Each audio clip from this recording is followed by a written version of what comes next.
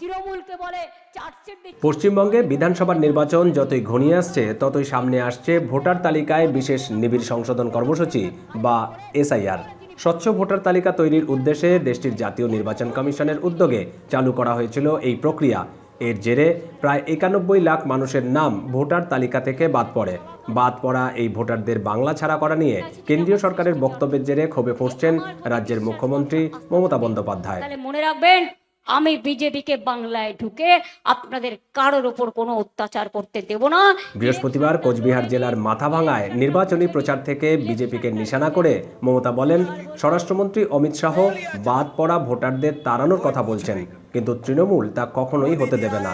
তিনি হুমকি দেন, যারা এই বাদ পড়াদের তাড়িয়ে দেওয়ার কথা বলছে তাদেরকেই ডিটেনশন ক্যাম্পে পাঠানোর ব্যবস্থা করা হবে। যারা বলছে তাড়িয়ে দেবে তাদের আমি ডিটেনশন ক্যাম্পে পাঠিয়ে দেওয়ার ব্যবস্থা করব। বাংলা দখল করে দিল্লি দখল করব। তৃণমূল সমর্থকদের উদ্দেশ্যে মমতার বার্তা, বিজেপিকে বাংলায় কোনো ধরনের অত্যাচার করতে দেবে না তার দল।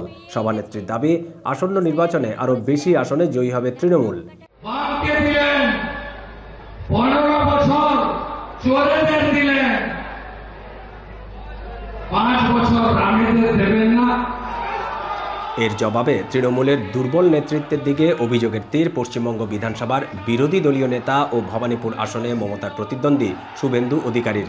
আবারও মন্তব্য করছেন, 34 বছর বামেদের হাতে ছিল বাংলার শাসন, এরপর 15 বছর চোরেদের হাতে ছিল রাজ্য, আর এবার রাম অর্থাৎ বিজেপির উপর ভরসা রাখতে যাচ্ছে রাজ্যের জনগণ।